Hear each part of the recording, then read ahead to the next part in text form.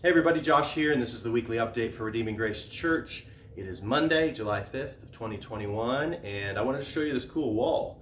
This is in the Ministry Center. We just put this up. John Simpson is a good friend of mine at Simpson's Printing, and he's done most of the signage that we have at our church, and we just thought this wall needed something, and so he and his team put together this design, and it's just the culture of our church, the 9 characteristics that we want to mark our church. And so now, you can come check it out. Just thought I'd make a cool background to the video. And when people come in, they can find out more of who we're trying to be by the grace of God together. And also for us to be reminded as we come into this space of going, oh yeah, that's what we're going for. Those are the qualities that when someone walks into our church, if they were to kind of take the temperature, they would go, oh yeah, these 9 things. That's a great way to put what I'm experiencing at Redeeming Grace Church. So that's what we're aiming for. Just think these are good Bible things. In fact, this is really sort of the substance of our church covenant in summary. This is what we think the transforming gospel of Jesus Christ does in a community of believers who are covenanted together. They begin to have these kinds of qualities. And so anyway, we just thought that would be a good thing to put on the wall and thought that would be a good thing to put behind the video. A couple of things is thank you, Gary, for preaching yesterday. I know how much time and effort you put into that great first sermon at Redeeming Grace. Look forward to more, to seeing you continue to grow as a preacher, for us to be blessed and be a part of that. So thank you for your hard work yesterday. Thank you for doing that. Also, for those of you that helped and served at the July 4th block party last night, it was awesome. It was just awesome. We had just a great crew. All of us were chipping in and helping and enjoying. Friendships were built, and we just had great community together, serving each other, and we got to meet our neighbors. I was able to give away Bibles and have gospel conversations with people that are just from the neighborhood. And so I loved it. Can't wait to do it again. In fact, at one point in the evening, as the crowd was kind of standing there watching the fireworks, I just took a moment to kind of pause and just pray and thank God, because I just reflected back to 3 years ago when it was praying about what God might do in starting Redeeming Grace Church, and just was praying and dreaming about a time when there would be some believers gathered together in this place, in this neighborhood, who love one another, who serve one another, who know Christ, making themselves available and open to this neighborhood in every way possible. And last night was sort of an expression of that. And I'm standing there and I'm looking at people who came with us from South Canyon, and then the vast majority of those that were helping with the event were those that didn't have any connection to South Canyon at all. They've just joined Redeeming Grace Church because the Lord has moved them here or whatever reason. And man, people I didn't even know I was praying for 2 and 3 years ago were here, and they were making church go. They were making outreach happen. They were serving each other in ways that just I could have never even imagined. And they're standing right next to neighbors who I know don't know Christ. I just had conversations with them, and they're standing together and they're with one another and they're mixing together, and I just marveled at that. And Bree and I marveled at that. And Joel and Kimmy, Pastor Joel from over at South Canyon, was there, and he's like, I don't know hardly any of these people. It's like, yeah, I mean, God has given us in our church great gifts, and he's introducing us to people that would have never even known that South Canyon existed. And God is using us, and it was just humbling and glorious, and thank you for being a part of it. I thank God for you. Thank you for being a part of it last night. It just was really a special moment for me, and I'll post some pictures later.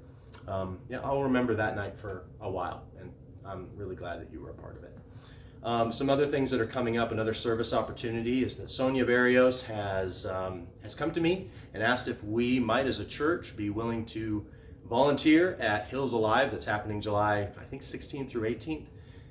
And I said, I'm going to be occupied that weekend, so I won't be able to be involved. And if she was willing to find ways that people could serve and be the contact person for that, I was all for us promoting that in the life of our church. So she's done that. I'm going to post that. I'm going to send that out today, the things that she has available. And if you're interested in being part of that Christian music festival that happens every year here, if you want to kind of help contribute to that, Sonia's got some great ways that you can do that, and I'll just try to be the connector between you and her, and you can serve in that way. Also, Canyon and the VBS at Ellsworth that's happened that next following week, the week of the 19th through 23rd or 4th, I'm sure he'd love to have some help, and if your kids want to be a part of that, so you can contact Canyon Sure, or you can contact me and I'll redirect you to him, and you can find some ways to serve or be involved there if you'd like. One last thing I want to talk to you about is just the financial state of our church. God has been so good to us. We have our regular operating budget is $14,500 per month, and we have been close to $20,000. That's about our average so far. So we are consistently exceeding our voted upon budget that we approved last year for 2021. We've just been consistently exceeding that, and God has been so kind to us to give us some margin to work with, and to allow us that when a ministry opportunity comes up that we didn't anticipate, that might put us a little over budget, we can still kind of take advantage of those, what I heard one pastor call the whims of the Spirit, things you couldn't plan or budget for, but you have an opportunity, and by God's grace, we have the ability to jump on an opportunity even when it wasn't budgeted, because the giving and generosity of God's people have been so consistent and strong. And then June was just phenomenal. In fact, our June giving was over $44,000, so it more than doubled our best month ever. And what is that? Three times what our monthly need is. So I don't know if that will be consistent, but praise God for it. We're in a great position, and I think in light of the message that I preached a little over a week ago of when you find the kingdom, it has such a transforming work in the heart that we so begin to treasure the kingdom that we can't help but give to it. And Jesus talks about money almost more than any other theme in the scriptures, and he uses it as an illustration for the kingdom. He uses it as an illustration for the heart. He uses it to expose idolatry, and when someone who looks particularly religious is not, because they're not generous. He commends a widow who gives 2 pennies into the coffers, and he points it out. He makes kind of a big deal about this woman's kind of meager offering to show just how much her heart is captured by God as reflected in her generosity. She gives the last 2 pennies that she has, and Jesus commends that. That's not wise budgeting, but it is good gospel Jesus following. And so it's just amazing how much Jesus talks about these kinds of things. Zacchaeus basically bankrupting himself, and Jesus goes, salvation has come to this house. Now, this is not a prosperity gospel. This is not a works righteousness. It's the idea that the kingdom, when it is treasured in the way that it ought to be by the kingdom citizen, all other things now come under that kingdom and are in service of that kingdom. And one of the easiest ways is to see generosity. And so thank you for being an evidence of that. And I would pray for you to continue in light of the sermon.